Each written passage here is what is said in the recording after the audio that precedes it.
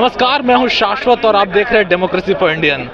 परिवारवाद का मुद्दा जब भी उठता है तो विपक्षी पार्टी हो या सत्तारूढ़ पार्टी राष्ट्रीय जनता दल के बारे में बहुत कुछ बोलती है, लेकिन यहाँ राज्य में बिहार में बहुत ऐसी पार्टियां हैं जो परिवारवाद पर अपनी बात को रखना चाहते हैं, लेकिन वो ऐसा होता नहीं है। लेकिन परिवारवाद को लेकर के अब मांझी जी भी सवालों के घेरे में आ चुके हैं।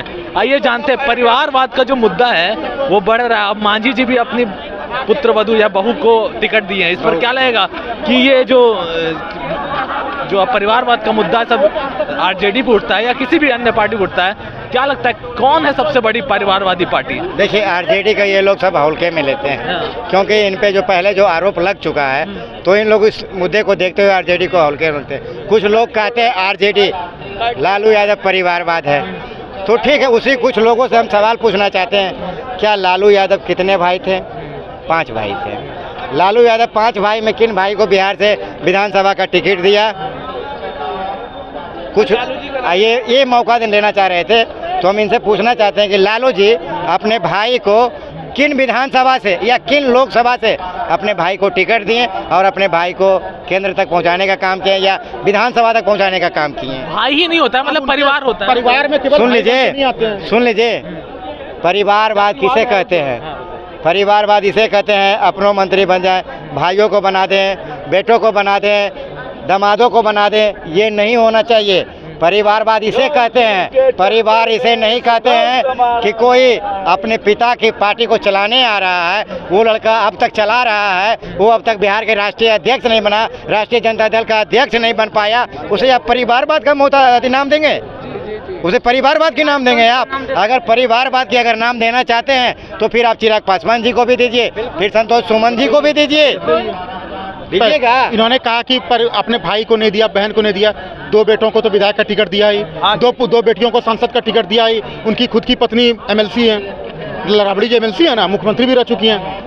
तो परिवारवाद का मतलब केवल भाई बहन तो नहीं होता है, पुत्र पुत्री पत्नी में भी हैं। देखिए कौन से पद पर हैं सब लोग।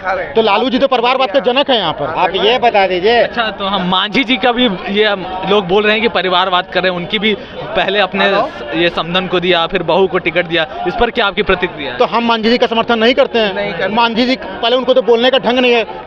नवादा में एक तो दर्दनाक घटना हुई थी, कैसा कैसा बयान दिया उन्होंने जातिवाद पर, देखा ना आपने। एक बार ब्राह्मणों के बारे में बोला, तो कभी ब्राह्मण पे बोलेंगे, कभी दलितों पे बोलेंगे, कभी यादव समाज बोलेंगे, तो उनको हम अच्छा नहीं मानते हैं। मैं बस मोदी जी को और नीतीश जी को सपोर्ट करता हूं, और उनमें कोई परिवारवाद का कोई गुण नहीं है। मैं इनसे पूछना चाहता हूं, क्या तेजस्वी प्रसाद यादव राष्ट्रीय जनता दल का क्या राष्ट्रीय अध्यक्ष बना?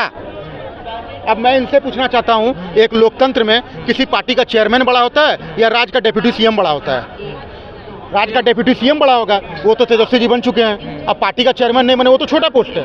पार्टी का चेयरमैन छोटा पोस्ट होता है। अब बताइए, लालू यादव के रहते हुए अगुवाई में लालू यादव ने राष्ट्रीय जनता दल को अध्यक्ष नहीं बना, राष्ट्रीय अध्यक्ष नहीं बनाया। आप सुन लीजिए, आप ये सुन लीजिए, ये लोग कह रहे हैं परिवारवाद।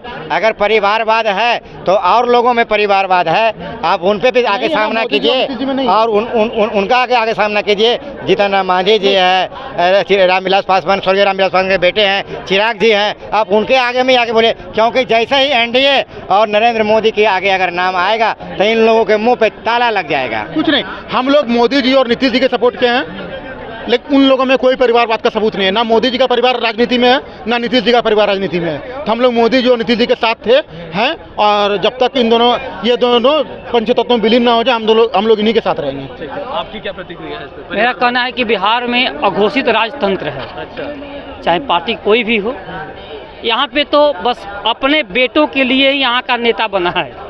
यहाँ का जो भी नेता है अपने बेटा के लिए ही काम कर रहा है। चाहे भारतीय जनता पार्टी में अभी सबसे बड़ा पोस्ट अगर उप मुख्यमंत्री का है तो वो भी शकुनी चौधरी का बेटा को दिया है। अगर हम पार्टी है तो संतोष सुमन को मंत्री बनाया है, अपने खुद मंत्री केंद्र में बन गया है। अगर आरजेडी की बात करें तो बिहार में विपक्ष में सबसे बड़ा पोस्ट डिप्टी सीएम का, विपक्ष की नेता का होता है, तो विपक्ष के नेता का पोस्ट लालू यादव के बेटा को ही मिला है। यानी जितने भी सक्रिय राजनीतिक दल हैं वो कहीं ना कहीं घोषित राजतंत्र स्थापित कर दिए हैं बिहार में। और बिहार पिछले 34 वर्षों से समाजवाद के नाम पे झुलस गया। नीतीश और लालू जो हैं, ये दोनों एक ही सिक्का के 2 पहलू हैं। जेपी आंदोलन से पैदा हुए थे, इनके साथ एक स्वर्गीय सुशील मोदी भी थे जो अभी नहीं रहे। ये तीनों जो हैं जेपी आंदोलन से आए थे और कांग्रेस की गलत नीतियों के खिलाफ इन्होंने आवाज़ उठाकर बिहार के सत्ता पे काबिज हुआ। लेकिन बिहार की सत्ता पर काबिज होने के बाद बिहार को जनता के साथ धोखा किया। अगर विकास किया तो अपने परिवार का, पूरा अपना विकास किया। लालू यादव खुद कहते हैं कि हम भेड़ चराते थे, हमारे घर में कुछ नहीं था, लेकिन आज बिहार के सबसे बड़े व्यक्ति हैं। आखिर कहाँ से आया धन? एक विधायक का कितना सैलरी होता है, एक मुख्यमंत्री का क्या सैलरी है? लेकिन अगर उनका संपत्ति का आकलन कीजिएगा तो कहीं ना कहीं बिहार में सर्वश्रेष्ठ उनके पास धन संपत्ति है। कहाँ से आया? मतलब बिहार को इन्होंने लूटा। काहे नहीं लूटे? जनता के साथ धोखा किया। अतः बिहार की जनता को चाहिए, बिहार की जनता को चाहिए कि इन सभी समाजवादी का जो पुलिंदा बांध के नेता आए थे उनको दरकिनार करके एक नए युग की शुरुआत करना चाहिए। जैसे कि अभी प्रशांत किशोर एक नई पार्टी का निर्माण किए हैं, उनके साथ कुछ अच्छे लोग जुड़ रहे हैं। अगर उनको आगे बढ़ाया जाए तो बिहार के विकास के लिए बेहतर होगा। भारतीय जनता दल के राष्ट्रीय अध्यक्ष श्री लालू प्रसाद यादव पर लगातार भारतीय जनता पार्टी लगा रही थी, उनके सहयोगी लगा रहे थे। जीतन राम मांझी, आप चले जाइए, उपेंद्र कुशवाहा, इस तमाम पार्टियों से मैं पूछना चाहता हूं कि इमामगंज में जब अब विधानसभा का जब 4 सीटों पर उपचुनाव हो रहा है तो इमामगंज विधानसभा क्षेत्र में क्या हम पार्टी का कोई कार्यकर्ता वहाँ चुनाव लड़ने के लायक नहीं था, जहाँ वहाँ अपनी बहू को टिकट दे बैठे?